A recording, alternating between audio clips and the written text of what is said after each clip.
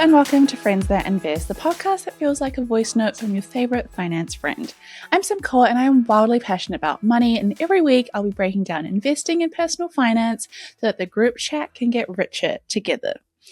For the first time in modern history, populations around the developed world are shrinking, not because of war or famine or disease, but for the very first time by choice. In the US alone, total fertility rate fell by 22% between 1919 and 2023. But it's not a new trend. The decline began in 2007, just ahead of the GFC recession. The pace of the decline has also accelerated quickly in the last 10 years. Across developed economies now sits roughly at 1.5 births per woman.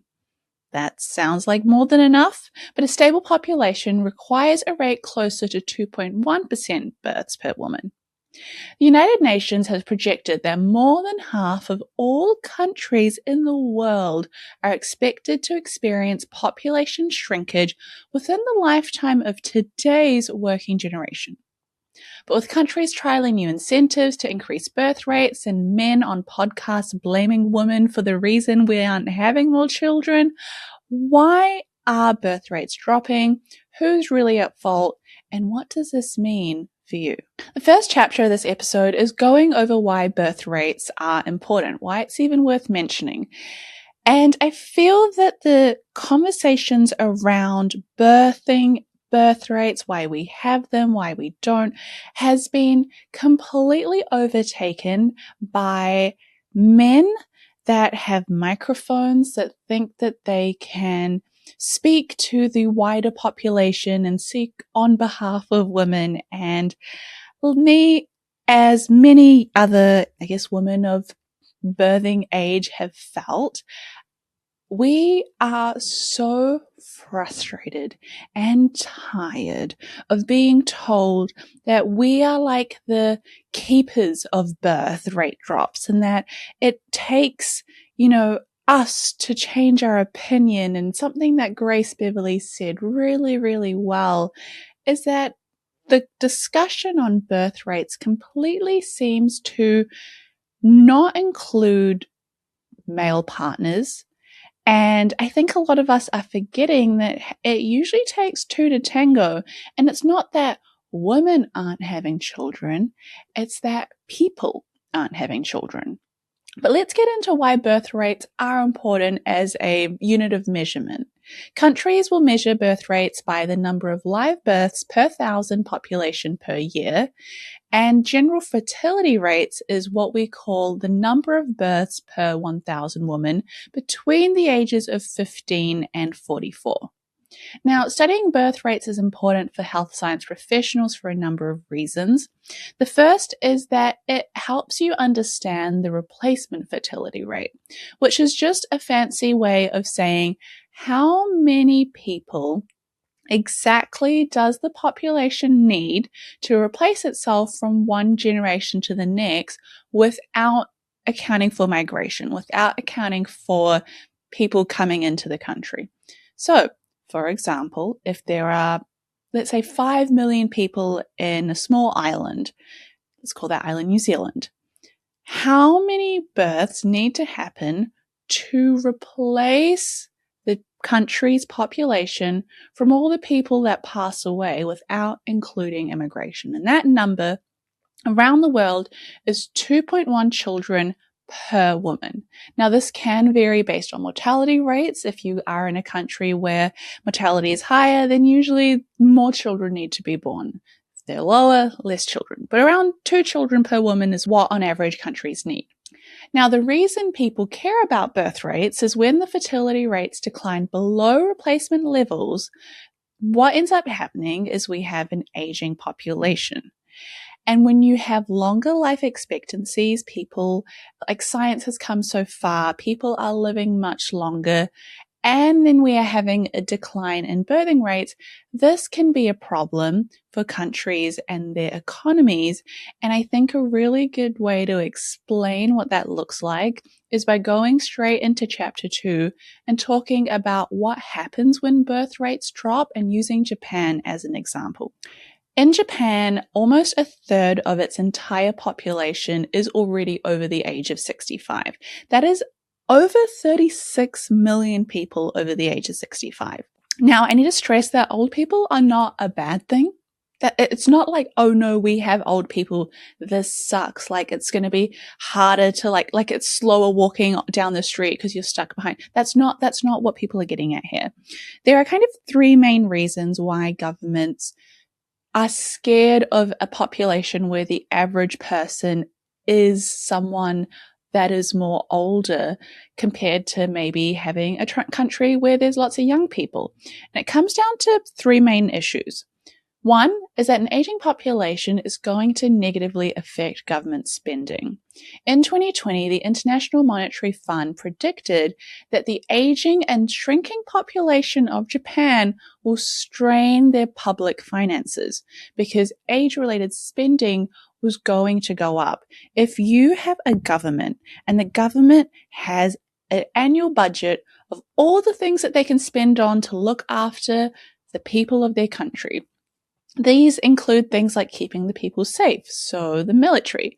It includes public schooling so that the children of that country can get educated. It includes hospitals so that people can be seen if they get sick. It includes, cutting down anything that can harm their people in the future. So if they go, well, smoking is really going to harm our people and it's going to cause a lot of cost for us in hospitals with like cancer treatments because we have to pay these cancer treatments. So let's cut down smoking in public areas. Like these are things that governments will think of. Now, if you have a population that is very, very, very elderly, you can imagine that of all the things that they can spend their money on, healthcare is going to be quite high. Now the government has to make sure that they have enough doctors, that they have enough hospitals, enough hospital staff, that they are covering and paying for all these surgeries. Well, if the number of surgeries increases, then now they're subsidizing a large amount of surgeries. On top of that, elderly people get a pension. So if you are in a country where a pension is available, suddenly you need a much larger investment fund to cover many more pensions because the elderly population is increasing. So it causes a little bit of a strain on government spending as it starts to shift. And as it continues to shift towards an elderly population, the strain gets a lot higher. The second concern that people have with an aging population, especially in Japan, is it negatively affects productivity. A recent study found that by 2040, Japan could be short of 11 million workers. And the downside of this is you're going to have a smaller GDP. You're not going to be able to produce as much in terms of exports. You're not going to be able to have the workers in your country to do the jobs that you need to keep it running. I don't know how much of a concern this really is because essentially immigration can help sort out a large part of this, though I can't imagine it can sort out 11 million workers. And the third and more interesting concern is that an aging population negatively affects the amount of taxable income that a government can gain. And this is really the crux of the issue, because a government makes its money from the income that everyday people like you and me, we go and have jobs, we pay tax on our income, and the government collects that. And that is usually, in most countries' cases, outside of countries like Dubai or countries with low income tax makes up the large portion of all of the income that a government earns. I believe in Australia, it's almost like 50% of all income that the government earns comes from income tax, not even like wealth tax or property tax or corporate tax, income tax of people that work 9-to-5 jobs.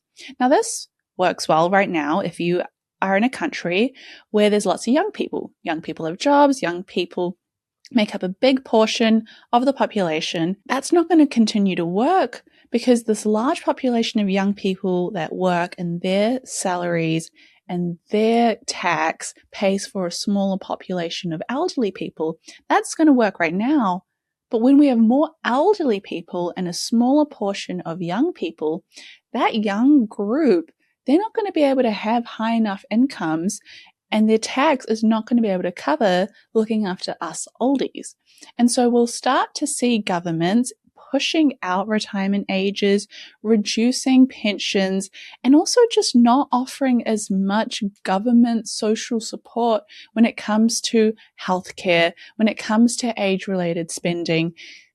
It's really scary, but they might get to a point where they just cannot afford to fund looking after old people. This kind of leads on to chapter 3, because you might be thinking, well, okay, Sim, I hear you. We can have decline in birth rates. Sure, we can see that it's not good to have a very elderly population from a government perspective, just from a monetary perspective.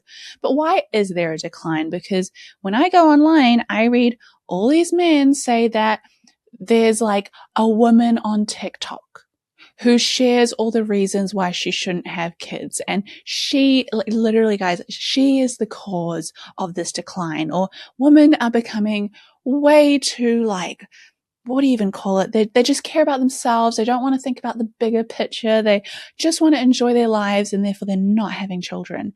And it's just, if you are a young woman or a woman that could have children, you laugh when you hear this sort of stuff, because you know the reason why we're not having children. But I want to give you some hard facts that you can walk away with that kind of prove what you've already been feeling.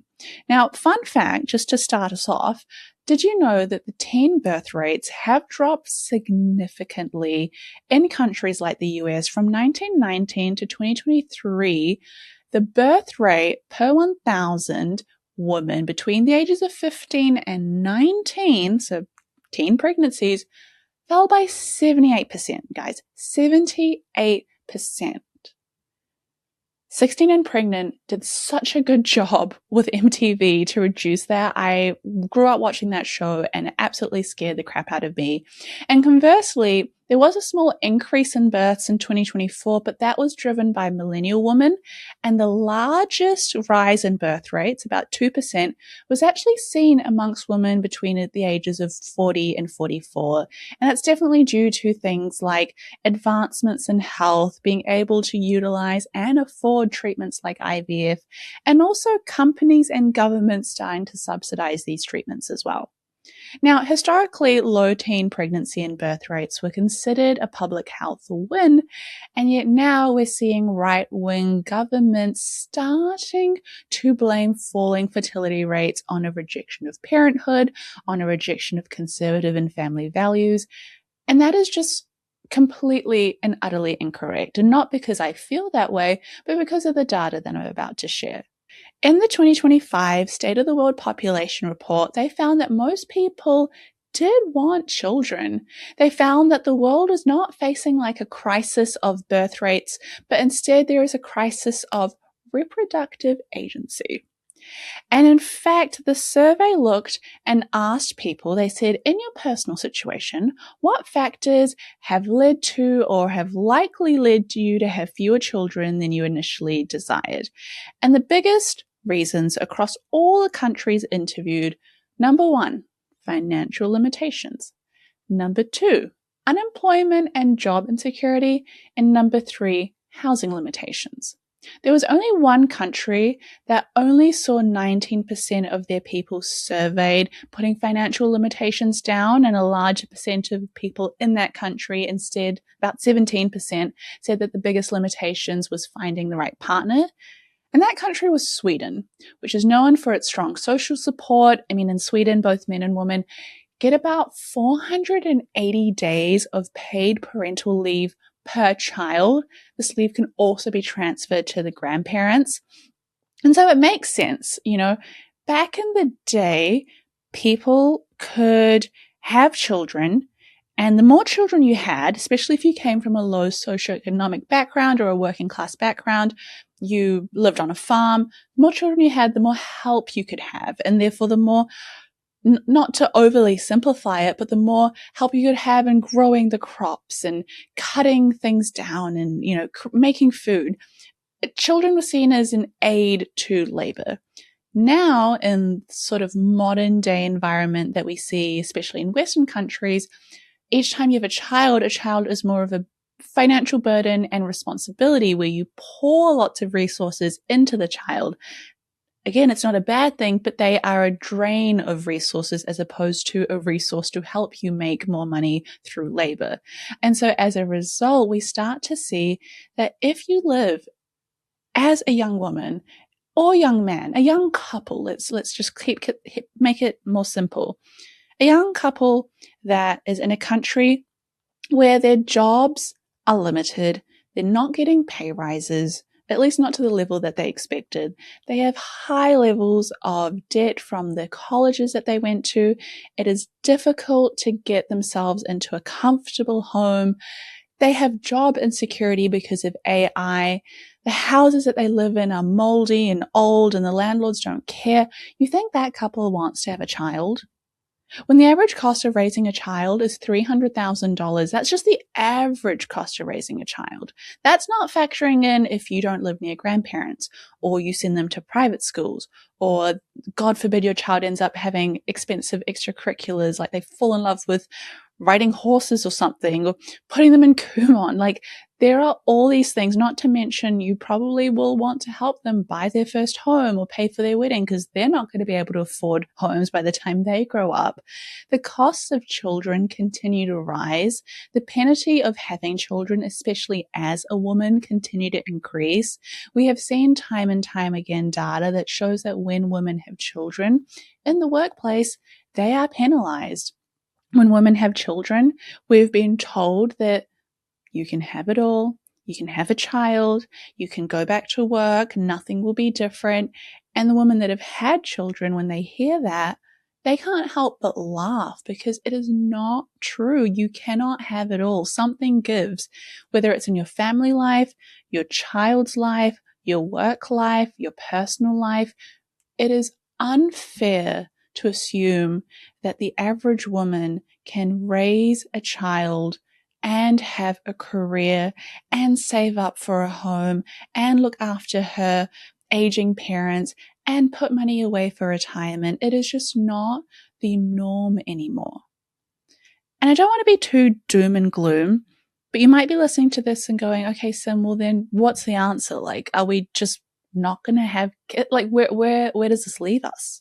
Which kind of leads us into the final chapter of this episode, which is what can governments do about this? What needs to change? And thankfully, there are some really great people and resources that have done way more research than I have. The United Nations put together a report in 2025, and a quote from the report was this.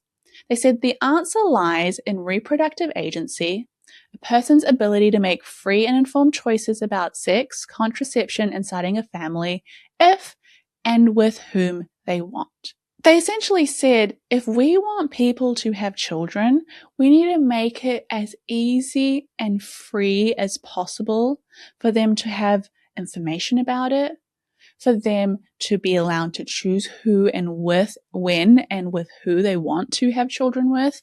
And they also warned against, and I really appreciate this, they warned against trying to oversimplify the reasons. And they definitely warned against trying to coerce responses to falling birth rates.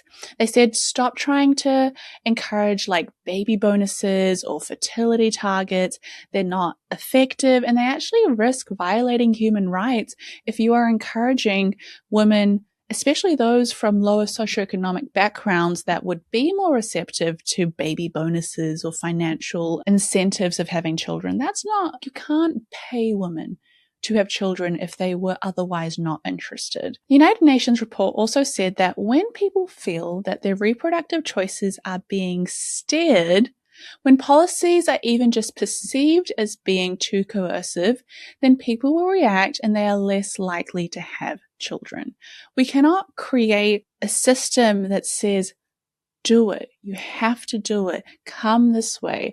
It should be a choice. Women should be allowed to make that decision. And more importantly, the best way that they said that governments can increase birth rates was expanding choices by removing the barriers to parenthood identified by those populations. Those barriers, financial. Those barriers, housing.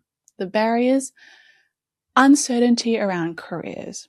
They said that the best actions are making parenthood more affordable through investment in housing, decent work, paid parental leave, and access to comprehensive reproductive health services. You know, the podcast bros can go on and on and on about all the different ways that they think women are holding us back from having more children and it's somehow our fault. And yet at the end of the day, the report has found governments just need to do a simple thing: invest in housing, decent work, paid parental leave, and access to comprehensive reproductive health services. Not simple things when you put them out loud, and definitely not things that don't cost money.